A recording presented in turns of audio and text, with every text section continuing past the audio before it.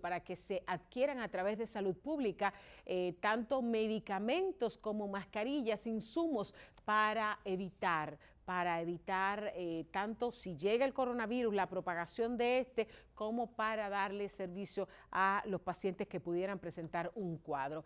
Ojalá y no nos llegue. Ojalá y no nos llegue, señores, porque de verdad esto es una situación, una crisis mundial, una situación de salud que no tiene precedentes porque no se compara con ninguno de las otras crisis como el SARS, como otras crisis mundialmente que han impactado, pero definitivamente se les ha salido de las manos. Más adelante les tengo un poquito más de detalles con algunas imágenes, así que quédese con nosotros. Esto es 1800 segundos.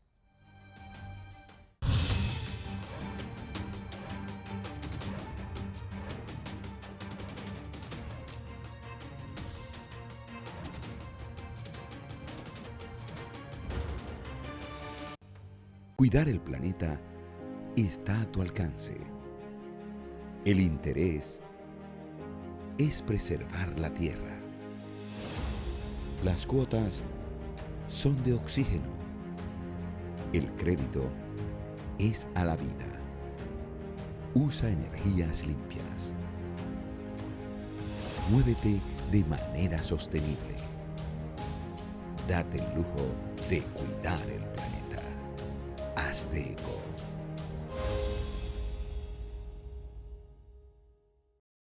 El Ministerio de Industria, Comercio y MIPYMES avanza en la facilitación de negocios dentro del programa República Digital.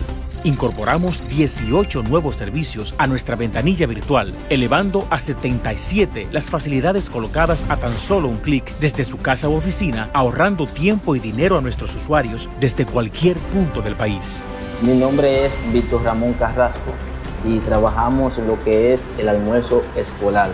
Tiempo atrás había que trasladarse a Santo Domingo, perder tiempo, perder dinero. Es más rápido, más fácil y económico. Puedo hacerlo desde mi computador a la hora que yo quiera.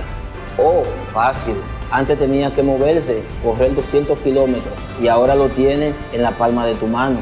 Ministerio de Industria, Comercio y MIPYMES. Recibe un reembolso de hasta 26,000 pesos reportando tus gastos educativos. Si eres asalariado, profesional liberal o trabajador independiente y pagas impuestos sobre la renta, puedes reportar los gastos de educación propios o de tus dependientes y así beneficiarte de la Ley 17909 sobre deducción de gastos educativos. No pierdas la oportunidad. Más información en dgii.gov.do. Impuestos internos. Tu contribución es nuestro principio.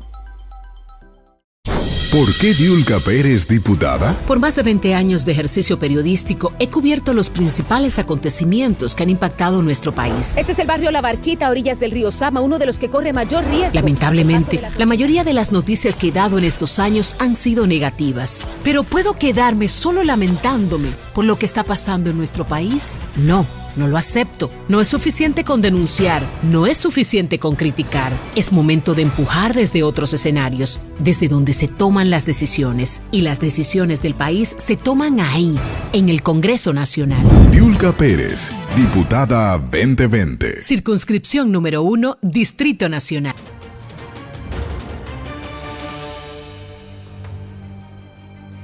Vamos a dar un repaso de algunas de las noticias importantes de la semana. Por supuesto, el discurso de rendición de cuentas de este pasado jueves 27 de febrero del presidente Danilo Medina ante la Asamblea Nacional. El presidente Danilo Medina, que comenzó su discurso sin la presencia de la oposición, que dijo que no se iba a quedar a escuchar al presidente Danilo Medina y que prefería ir a escuchar a la juventud que estaba reclamando unas elecciones transparentes, estaba reclamando una respuesta a lo que pasó el pasado 16 de febrero con las elecciones y su suspensión, y se ausentaron de la sala de la Asamblea Nacional. Pero inmediatamente por supuesto, el oficialismo tenía su plan de contingencia, inmediatamente llenó esos espacios de la oposición, los llenó con empleados públicos, con gente que llevaron, por supuesto, vestida de negro, como establecía la etiqueta de esta ocasión del 27 de febrero, para que no se vea ninguna silla vacía. pero la oposición se ausentó. Se ausentaron los legisladores del Partido Revolucionario Moderno, los legisladores de la Fuerza del Pueblo y los legisladores del Partido Reformista Social Cristiano, porque entendían que el presidente Danilo Medina no iba a decir nada en ese discurso que responda a las demandas de este momento en la República Dominicana. Pero entremos en materia en cuanto al discurso del presidente Danilo Medina, porque habló de los logros que él entiende que ha tenido durante este cuatrenio que casi termina, y retó a la persona que le va a suceder en el cargo, al próximo presidente de la República, a que no tiene excusas para no mantener el crecimiento económico que ha tenido el Partido de la Liberación Dominicana en esta gestión de gobierno. Pero detengámonos ahí, porque hay un crecimiento económico reconocido por los organismos internacionales económicos, es un crecimiento económico que el Banco Central nos mantiene al día informándonos acerca de ese crecimiento, pero es un crecimiento económico en base a deuda.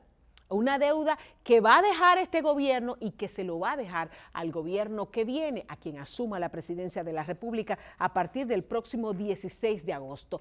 Un crecimiento en base a una deuda que se lleva cerca del 50% de los ingresos de la nación. Un crecimiento que no se percibe en los sectores de mayor necesidad de recursos. Un crecimiento que lamentablemente no se siente en el aumento de la calidad del empleo, no se siente en el aumento de las oportunidades, no se siente en la salida, que independientemente de que el presidente habla de que ha sacado miles y miles de familias de la pobreza, pero muchas veces nos preguntamos, ¿dónde están esas familias que han salido de la pobreza y hacia dónde han salido?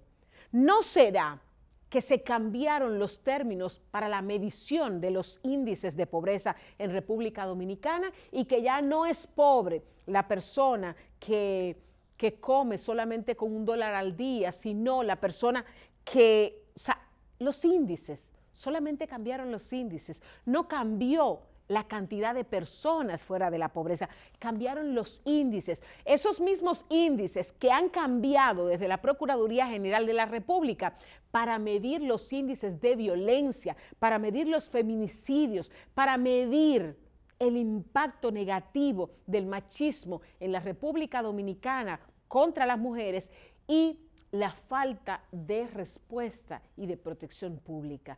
Lo que han cambiado han sido los métodos para cambiar esos índices. No ha sido otra cosa, señor presidente, no ha sido otra cosa. Pero no nos da mucho tiempo para seguir hablando, ya ustedes tienen durante estos días mucho debate, hemos tenido mucho debate en la Super 7 FM acerca del discurso del presidente Danilo Medina, de la respuesta de otros sectores de la sociedad que le dicen, señor presidente, fue un discurso largo, Danilo Medina no suele hacer discursos tan largos, pero este es su último discurso como presidente de la República, su última rendición de cuentas, y tenía, por supuesto, que aprovecharlo para mostrar lo que en casi 8 años él entiende que ha logrado. Pero falta mucho, señor presidente.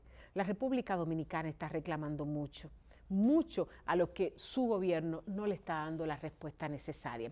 Nos dice producción que se nos acabó el tiempo para el tema de las noticias, qué pena, pero queremos aprovechar todo este tiempo para hablar con nuestro invitado sobre esto y otros problemas que afectan a la sociedad dominicana. Daniel Pou, politólogo, experto en seguridad, está con nosotros y con él aprovecharemos el tiempo. Cuando regresemos de la pausa, usted no se mueva de 1800 segundos.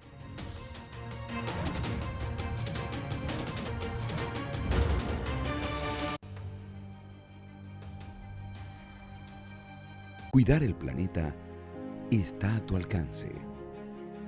El interés es preservar la tierra. Las cuotas son de oxígeno. El crédito es a la vida. Usa energías limpias. Muévete de manera sostenible. Date el lujo de cuidar el planeta. Hazte eco.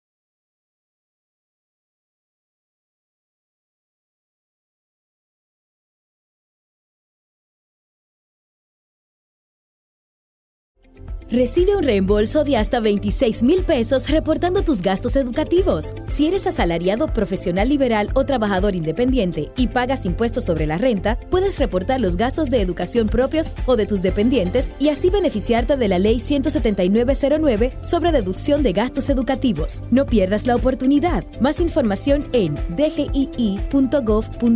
Impuestos internos. Tu contribución es nuestro principio.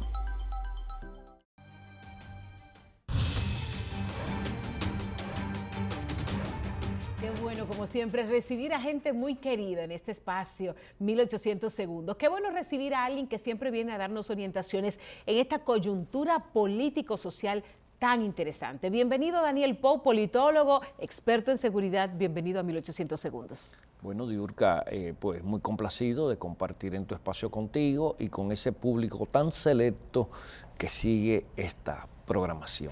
Yo feliz de que siempre recibas, siempre acojas nuestra invitación.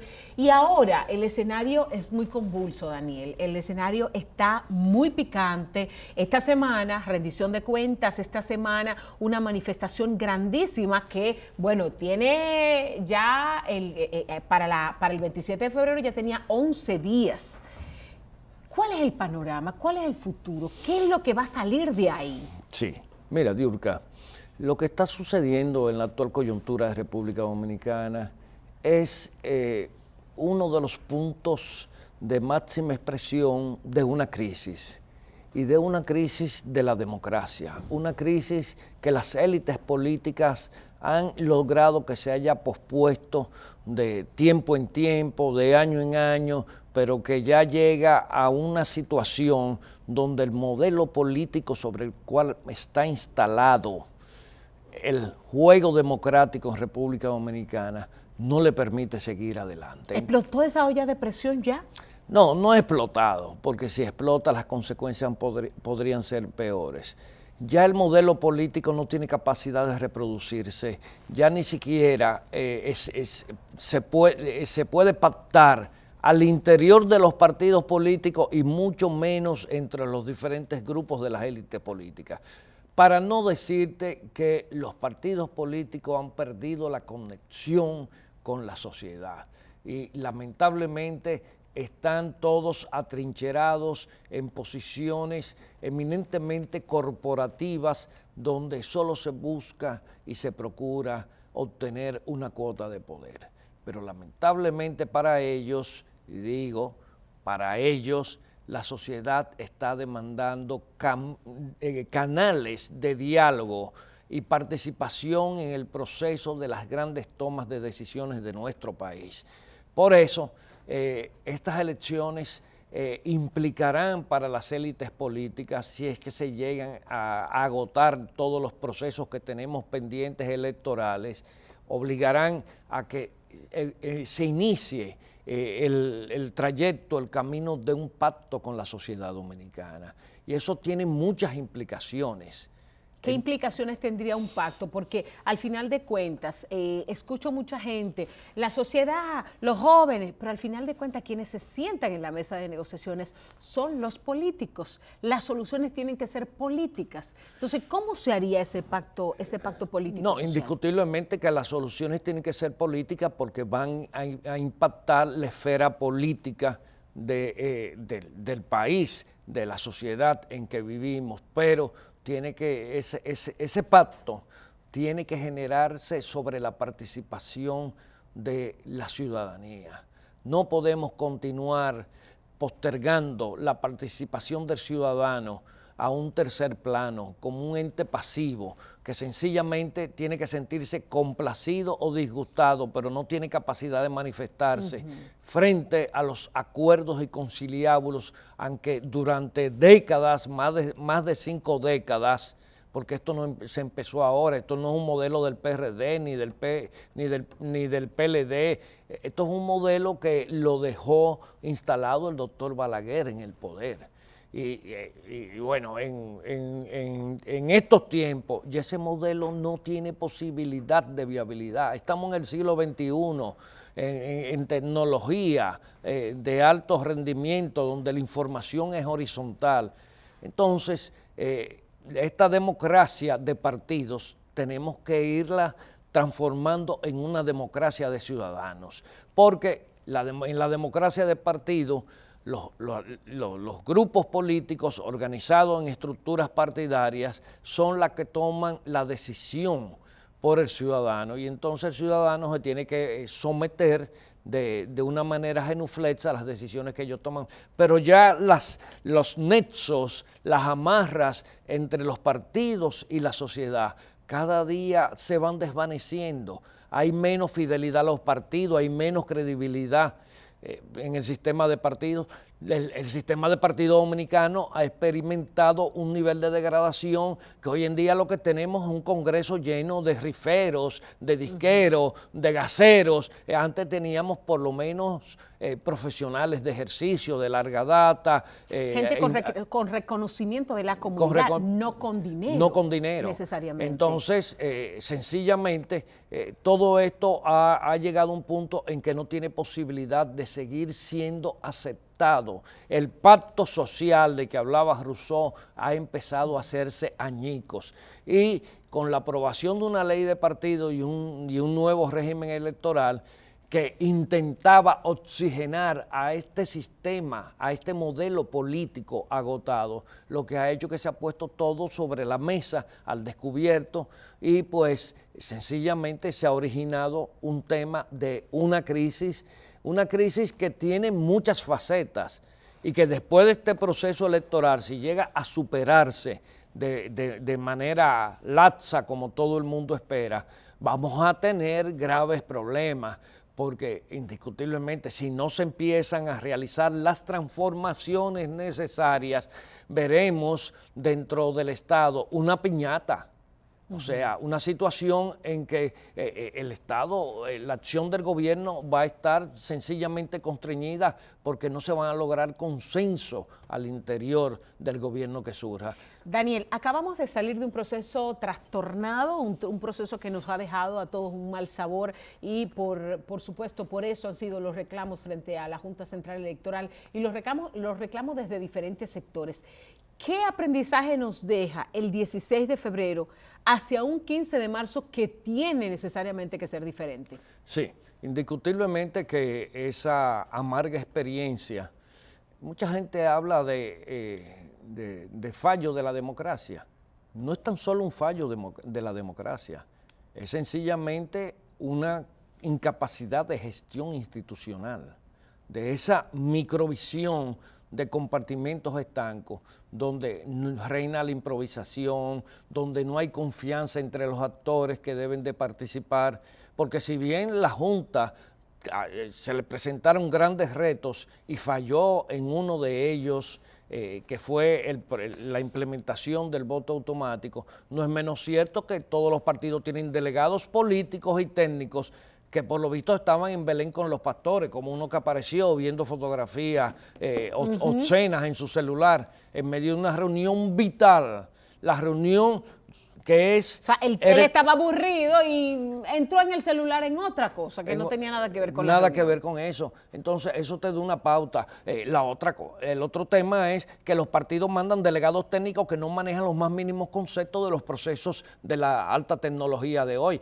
porque haber enviado, y claro, es la responsabilidad de la Junta, haber enviado casi 10.000 equipos a los cuales no se le hizo la prueba de control de calidad, no se agotó y tener que confesar lo que es una vergüenza, que tú digas que no hiciste tu trabajo pero completo. fue un acto de honestidad, yo lo veo de esa manera, pero que no se agotó el proceso de control de calidad es sencillamente algo alucinante, pero ¿era solo la Junta la responsable de que el control de calidad se aplicara? No, ahí están los delegados políticos. Que pudieron haber dicho, no, espérate, no podemos asumir este proceso si no se ha pasado balance a este control de calidad. Aunque te puedo decir que hay todavía muchas zonas grises que apuntan a un posible sabotaje que no se ha investigado. Hay sectores que intentan desviar la atención, pero a pesar de que no se haya cumplido el proceso de control de calidad, todas las personas expertos en el área informática dicen que es muy difícil que a pesar de eso, el 89% de los equipos no pudiera rendir el servicio. y hay entre los expertos dominicanos que la mayoría no quieren opinar porque tú sabes que... Opinar en muchas ocasiones sería tomar partido. Tomar partido. Entonces ellos prefieren mantenerse al margen. Pero uno los consulta, a los amigos que...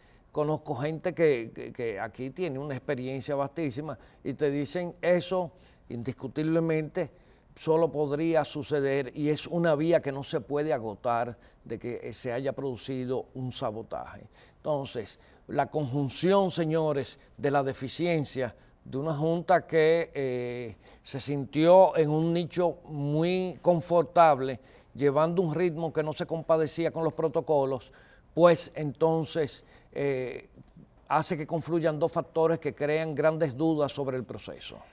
Daniel, el hecho de que hayan puesto este proceso, esta investigación en manos de la OEA de una cantidad de entidades, más la observación de los partidos políticos, ¿pudiera dar mejores resultados? Yo digo que sí. Ojalá que haya la voluntad política para que se pueda en algún momento dar a conocer a la sociedad dominicana lo que realmente pasó. Pero mi principal temor es que posiblemente esa voluntad política no tenga la suficiente fortaleza para enfrentar a sectores de poder que podrían traer una situación de desestabilización en caso de que se les endirgue la participación en un posible sabotaje. Bueno, el día 6 de octubre hubo unas primarias, también hubo irregularidades, independientemente de que se hicieron las investigaciones, pero se hicieron las investigaciones y se hizo un informe después de haber roto la cadena de custodia de los equipos, después de haber roto cualquier tiempo para buscar datos, buscar información, rastrear todo. Se emitió un informe que la verdad es que pasó como sin pena ni gloria, ¿eh? Bueno, porque primero, quienes denunciaron fraude con las primarias, primero empezaron a argumentar que había unos hackers rusos que habían... Después cambiaron de nacionalidad. Hackers hindúes, después, o sea, quedaron como verdaderos payasos. Eso te dice a ti, yo no sé exactamente quién eran, pero sí hay puntos grises, como dices tú, hablas de zonas grises, que nos dicen a nosotros que hubo una anomalía en Ahí hubo anomalía como la extensión excesiva del horario de votación en determinadas regiones del país. Por eso ahora la Junta tiene que tener mucho cuidado con ponerse a jugar y a tratar de complacer peticiones con los horarios de votación, porque hay que tener un control estricto, pero también los partidos tienen que tener, ahora que se va a utilizar el voto manual, que es mucho más vulnerable que el voto automatizado, de que sus delegados no sean un infeliz al que le dan 500 pesos y lo mandan para una mesa,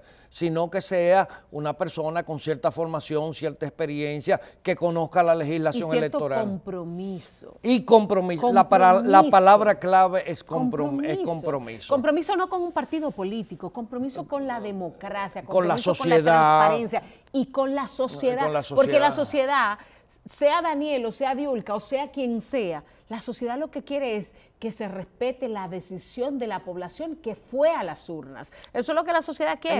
En definitiva, yo creo que aquí los políticos tienen que empezar a acostumbrarse a ganar, a perder, a pactar temas que son importantes y que son prioritarios en la solución de los problemas nacionales, porque si vamos al Congreso a que se enfrenten grupos y cada grupo quiere imponer su criterio, no hacemos nada con tener elecciones, porque sencillamente vamos a seguir por el mismo trayecto. Yo pienso que es madurez de la democracia, sobre todo saber que el hecho de que un partido proponga algo, si es bueno, no importa si lo propusiste tú. No, claro. Si es bueno y deberíamos todos apoyarlo, porque aquí hay mucha gente que sencillamente no estoy de acuerdo con eso porque eso no vino de mí. No, porque aquí se implanta la figura del legislador con piloto automático. O sea, que el partido le baja la línea y aunque el otro haga una propuesta que incluso le puede convenir estratégicamente a su partido, él se opone porque no puedo permitirle al otro que tenga un logro a favor de la sociedad, porque por ahí vienen las elecciones y eso me resta votos. No, así las cosas no se pueden manejar.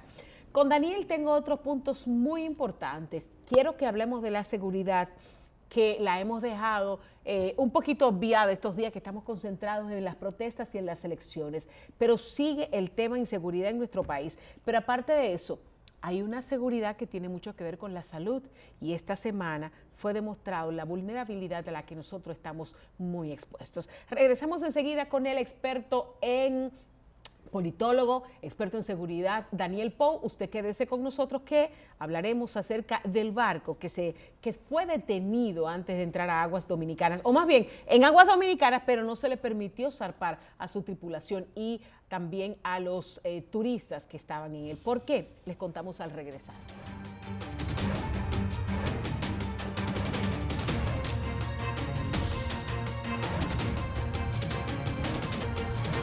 Cuidar el planeta está a tu alcance.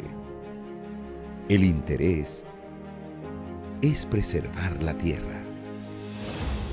Las cuotas son de oxígeno.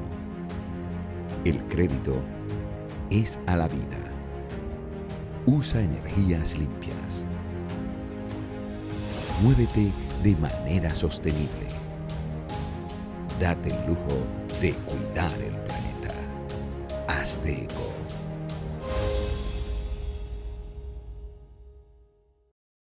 Recibe un reembolso de hasta 26,000 pesos reportando tus gastos educativos. Si eres asalariado, profesional liberal o trabajador independiente y pagas impuestos sobre la renta, puedes reportar los gastos de educación propios o de tus dependientes y así beneficiarte de la Ley 17909 sobre deducción de gastos educativos. No pierdas la oportunidad. Más información en dgii.gov.do. Impuestos internos. Tu contribución es nuestro principio. ¿Por qué Diulca Pérez diputada? Por más de 20 años de ejercicio periodístico, he cubierto los principales acontecimientos que han impactado nuestro país. Este es el barrio La Barquita, a orillas del río Sama, uno de los que corre mayor riesgo. Lamentablemente, la mayoría de las noticias que he dado en estos años han sido negativas. ¿Pero puedo quedarme solo lamentándome por lo que está pasando en nuestro país? No. No lo acepto. No es suficiente con denunciar, no es suficiente con criticar. Es momento de empujar desde otros escenarios, desde donde se toman las decisiones. Y las decisiones del país se toman ahí, en el Congreso Nacional. Diulca Pérez, diputada 2020. Circunscripción número 1, Distrito Nacional.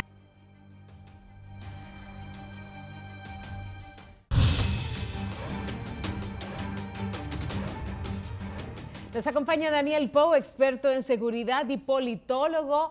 Daniel, antes de irnos a la pausa, les hablaba acerca del tema seguridad, pero yo quiero que comencemos esta parte con el tema seguridad en cuanto a salud se refiere. El coronavirus está causando estragos. Más de 80,000 personas están ya contagiadas con el coronavirus en diferentes países. Esta semana, hasta la grabación de este programa, solamente Holanda en Europa no tenía ningún caso de coronavirus, pero tiene Alemania, tiene Suiza, tiene Estados Unidos, tiene Francia. Italia y España ya.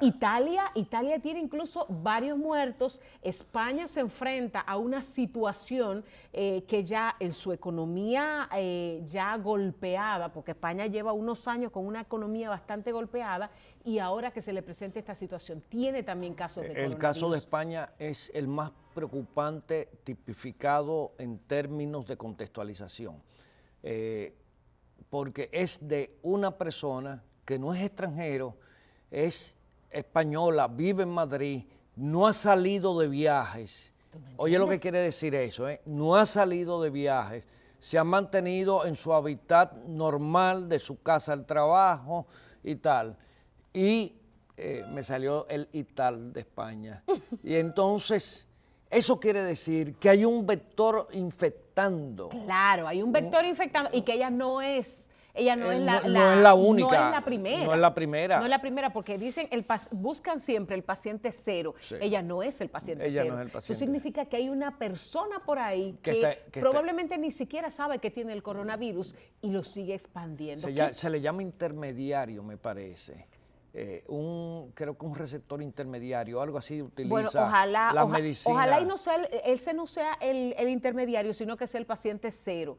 Porque si es el intermediario, significa que lo obtuvo de otra persona. Sí, lo malo es cuando se tratan de personas que no han viajado. O sea, fuera de China, casi todas las personas que se han contagiado es porque han viajado, han pasado por aeropuertos, por aviones, etcétera. Pero una persona que no ha pasado ni por aeropuerto ni ha pasado por un avión, quiere decir que ya hay un foco de infección en la ciudad de Madrid y van a empezar a surgir muchos casos después de ella. Bueno, el caso de la República Dominicana, este jueves se detuvo una embarcación que vino con una cantidad de turistas, con decenas de turistas, y fue detenida en el puerto de La Romana. No se le permitió entrar, desembarcar a los pasajeros y a la tripulación.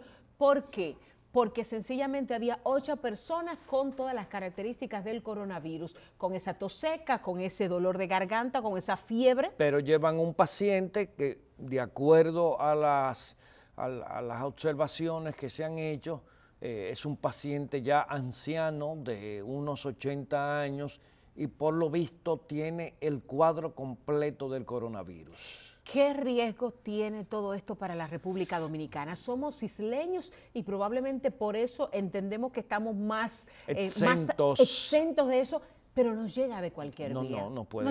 No puede llegar en cualquier día. Mira, yo creo que ya era hora que el gobierno dominicano se sumara al conjunto de países que han declarado una situación de alerta epidemiológica. Bueno, esas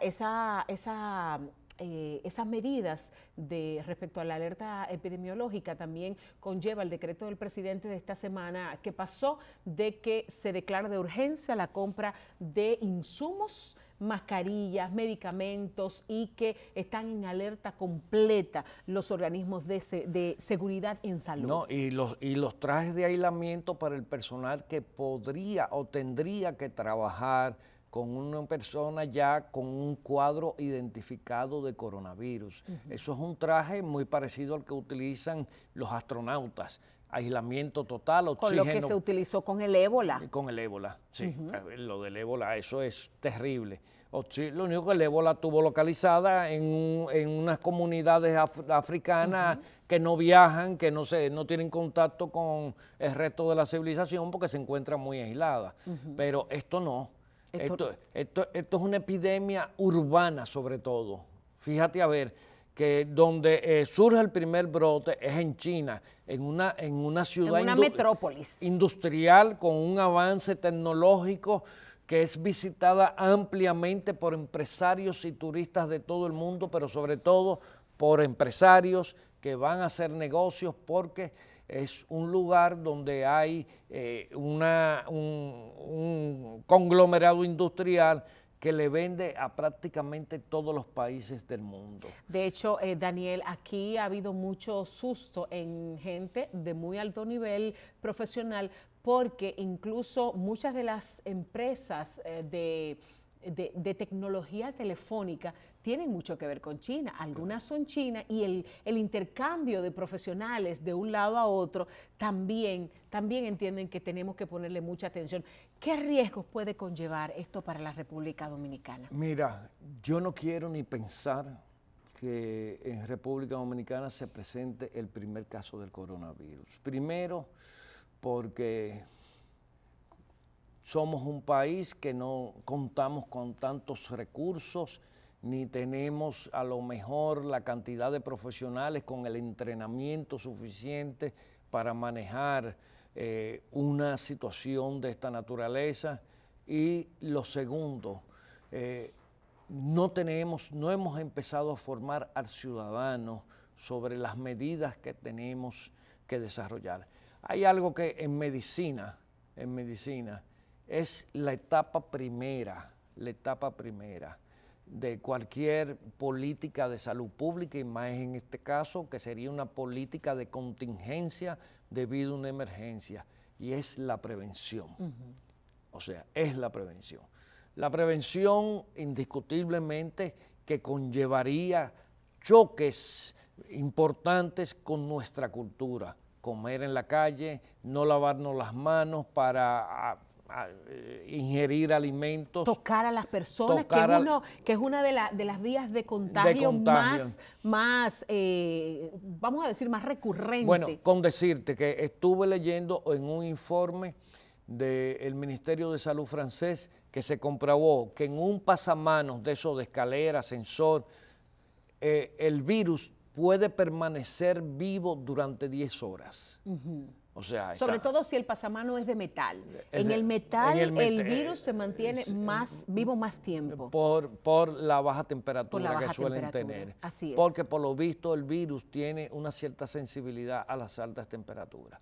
Pero cualquiera toca un pasamano, y más hoy en día que son parte de la decoración moderna, pasamanos de acero, niquelado, etcétera, etcétera. Y pues si alguien que pasó por ahí estornudó o hizo alguna manifestación abrupta de las vías respiratorias, pues ese señor inmediatamente... O también una persona que pudo haber seguido los lineamientos de taparse la boca cuando estornuda, pero te tapas la boca, las partículas de saliva van a dar a la mano y después tocas cualquier superficie. Sí.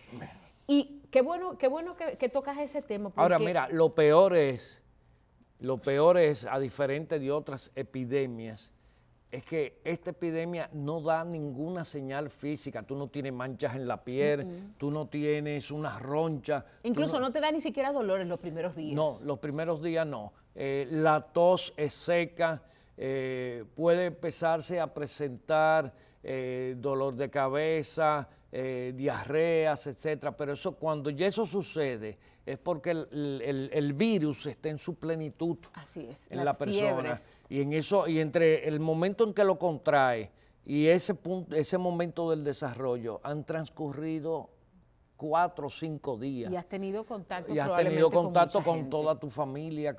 Señores, eso nos va a definitivamente a poner en alerta y vamos a tener que empezar a dejar de hacer ciertas prácticas como estar en grupos, el comer fuera de la casa, el estar haciendo contacto con la gente innecesariamente, pero tú dices, bueno, sí, pero ¿y el que tiene que coger un carrito público para ir a su trabajo, donde van atrás 4 personas con un contacto físico, donde la respiración prácticamente se intercambia? O sea, es complicado. Miren, yo creo mucho en la oración, yo creo mucho en poner en las manos de Dios las cosas, pero no podemos dejarle todo a Dios y a pensar que Él nos va a librar de todo. No. Usted también tiene que hacer su parte. Y una parte importante es el tema de la higienización y enseñarle a los niños. Mira, Daniel, aquí hay un brote grande de influenza H1N1. Sí, H1. Te lo digo yo como mamá, porque en el colegio de mis hijos...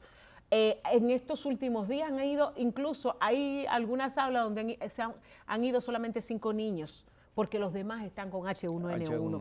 Esta semana murió una jovencita de la parroquia de una de mis tías que se iba a casar y contrajo H1N1, con un cuadro de salud difícil que ella tenía, le llega esta afección y la complica y la jovencita murió.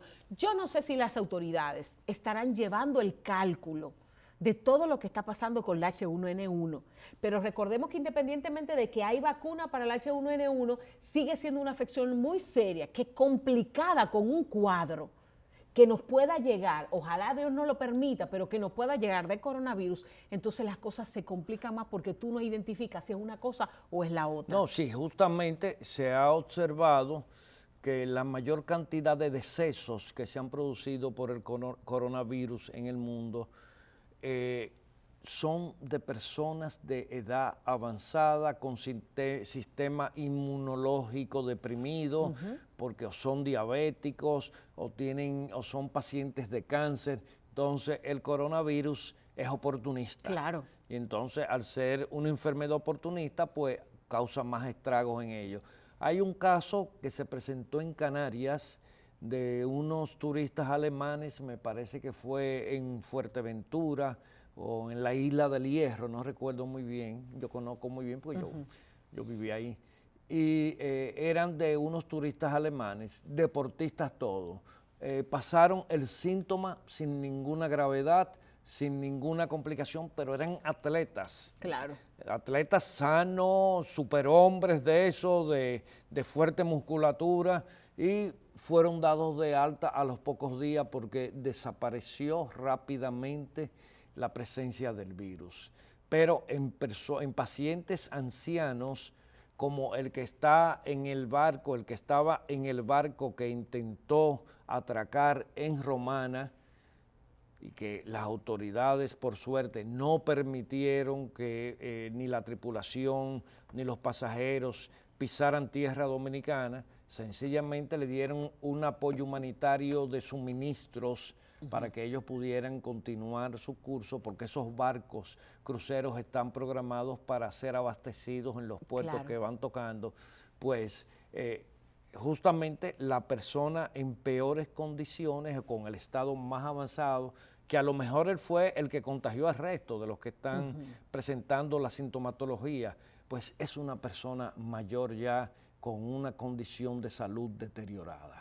Bueno, pero ojalá y no nos llegue el coronavirus, pero hay que tomar todas las previsiones del lugar sin entrar en pánico. Ya he consultado varios médicos y nos han hecho la aclaración de que por favor llamemos a la población, no vaya a comprar todas las mascarillas, no vaya a comprar todo el Tamiflu, que dicho sea de paso, hay poco abastecimiento de Tamiflu, porque si usted se lleva todo de una farmacia para guardarlo, puede que se presente un caso que lo necesite y no encuentre la medicina en ese momento determinado.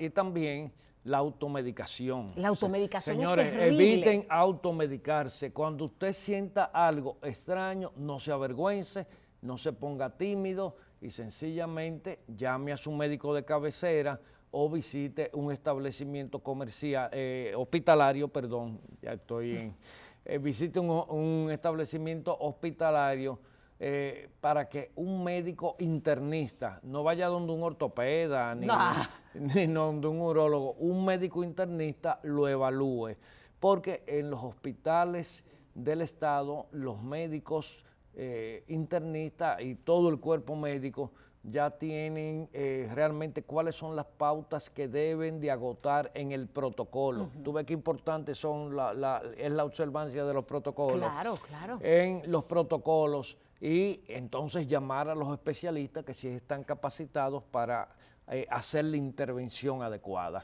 Precaución, señores, es actuar antes de recibir el daño, señores. Precaución y prevención son las soluciones más baratas, más saludables y menos perjudiciales que tiene el ciudadano. En términos de medicina preventiva, el actor de primera línea no es el Ministerio de Salud, es el propio ciudadano. Así es. Daniel, no quiero que termine esta entrevista sin hablar de la seguridad, el reto que tendría el próximo gobierno, el reto que tiene este gobierno hasta entregar el 16 de agosto. El tema seguridad, independientemente de que estamos entretenidos, seguimos con una inseguridad que nos da miedo. Esta semana me tomé la libertad de caminar desde el Olímpico hasta Gascue, porque dije, no puede ser, yo tengo que quitarme esa sensación de que en cualquier momento, en cualquier lugar te van a atracar. Y de verdad que volver a caminar en la ciudad me dio esa sensación de que nosotros podemos recuperar la seguridad de nuestra ciudad, la confianza del ciudadano. ¿Eso es posible o fue pura sensación mía? Yo creo que recuperar el espacio común, el espacio que nos corresponde a todos, el espacio público, es el punto de partida de cualquier estrategia con miras a consolidar una política de seguridad ciudadana efectiva. Porque encerrarnos en nuestras casas con nuestras rejas, nuestros perros, nuestras alarmas y un arma de fuego no va a solucionar el problema. Creo que así como están esos jóvenes reuniéndose en la plaza por la bandera, por la democracia, por las garantías de las libertades públicas, vamos a tener que empezar a desarrollar un movimiento por la seguridad y por la no violencia. Donde quiera que camina mucha gente, hay menos seguridad, ¿cierto? Sí. Menos inseguridad. Menos inseguridad. Mientras más personas se desplazan por un lugar, más seguridad, más seguro usted se siente. Porque ¿no? los actores del delito son como el VIH y como el coronavirus, son oportunistas. Entonces, eso es importante. Mira, se aprovechan de la oscuridad, se aprovechan de los lugares donde pasa poca gente, ¿sí? Sí. Este país requiere, dentro de la agenda del primer gobierno que surge, es un elemento que no se puede posponer, porque garantizarle la seguridad al ciudadano en este país requiere grandes transformaciones, porque hay que desplazar este poder, hay que quitarle privilegios a gente que distraen los recursos que deberían ser para toda la sociedad, entonces se les brindan a ellos porque son encumbrados de las élites que se sienten superciudadanos. ¿De las élites o de la fama? Porque yo conozco famosos que tienen... Sí. Famosos hasta de redes, que tienen policías. Que tienen policías asignados. Que tú dices, ¿qué es esto? Entonces, se van a requerir transformaciones, Diulca. El país, en su agenda inmediata, tiene compromisos que satisfacer. Pero hay un compromiso que es del cual todos tenemos que poner un granito de arena, y es para empezar a construir ciudadanía. Si tú tomas la tasa de homicidios en República Dominicana, que hoy es el 50% de la tasa de homicidios del año 2012, el 65% de los homicidios, o 68%, tengo que ver las últimas indicadores que se han elaborado, se produce por la conflictividad social, no por el delito. Entonces, ¿qué quiere decir eso? Que hemos perdido la capacidad de comunicarnos, de encontrar puntos comunes para resolver los problemas de la cotidianidad, y que hay un fuerte problema en la familia dominicana. La cantidad de tíos que matan sobrinos, de sobrinos que matan tíos, de hermanos que matan hermanos, o sea, es realmente preocupante y alarmante. Lo que pasa está que son casos tan dolorosos que yo entiendo que a veces la propia prensa no los quiere publicar. No los quiere publicar porque son muy dolorosos, causarían o dejarían una huella muy grande, difícil de superar a una familia cuando tú le publiques que el sobrino mató al tío, un ancianito de 80 y tantos años, para quitarle una suma de dinero, o porque sencillamente el tío presentaba algún tipo de conflicto porque el muchacho estaba asumiendo pautas de conductas que no se correspondían con los valores de la familia. Y el otro tema es el alto consumo que hay de sustancias prohibidas como la cocaína, que crean conductas bipolares que acarrean niveles de violencia a veces inconcebibles en las personas que la ejercen. Mira, Daniel, hubo gente que me llamó como, no, pero mira, que es una degradación social cuando pasó lo de Yanesy Rodríguez en Santiago. Y mucha gente que se pregunta, pero esta sociedad ha cambiado. No, no solamente que esta sociedad ha cambiado, es que hay un elemento que tú acabas de tocar que ha cambiado esta sociedad. ¿Por qué? Porque la presencia de la droga en los barrios, antes los niños iban al colmado, y no pasaba nada. Todos fuimos al colmado. Entonces, ¿qué pasa ahora? Que en vez de ser el niño o la niña que va al colmado y que le pasa por el lado al vecino sobrio, ahora le pasa al vecino, muchas veces al vecino drogado. Entonces, el elemento droga, nosotros tenemos que atacarlo en República Dominicana. Definitivamente, no tan solo el narcotráfico, sino el consumo. Y da pena que tenemos una institución que se llama el Consejo Nacional de Drogas, que todavía no los he visto actuar en pos de ir solucionando ese problema del consumo. ¿Cuántas instituciones públicas hay de asistencias a las personas que caen en la adicción a las drogas? Al contrario, lo que hacemos es fomentar la visión criminalizante de la víctima, porque quien consume drogas, a final de cuentas, es una víctima. Claro, después de víctima pasa a ser victimario. Claro. Y entonces viene ese ciclo azaroso, desgraciado, donde la víctima pasa a ser victimario y luego esa espiral se sigue desarrollando y empiezan las tragedias a producirse en República Dominicana. Entonces, el narcotráfico, el microtráfico, el consumo, hay que frenar en este país. Daniel, muchas gracias por estar con nosotros. Tienes una invitación abierta para que vengas a hablarnos exclusivamente del tema microtráfico, narcotráfico, de cómo eso está controlando los barrios de la República Dominicana y cómo hay que romper ese cerco. Son los dueños de los barrios, ellos son los que determinan todo en los barrios. Y cómo hay una insensibilización de la sociedad, que estamos viendo el narcotráfico y el microtráfico como hay una cosa de glamour. Bueno, sí, claro. Hasta que la desgracia nos toca la puerta. Hay sectores que prefieren mirar para otro lado porque el microtráfico ha generado una economía sumergida que mueve miles de millones de pesos anuales en República Dominicana. Pero que está salpicada de sangre todo el tiempo. Salpicada de sangre y sencillamente es una perversidad permitir que se siga expandiendo. Así es. Daniel Pou, politólogo, experto en seguridad, gracias por estar con nosotros. A ustedes, gracias por siempre estar aquí en 1800 segundos. Nos vemos en la próxima edición.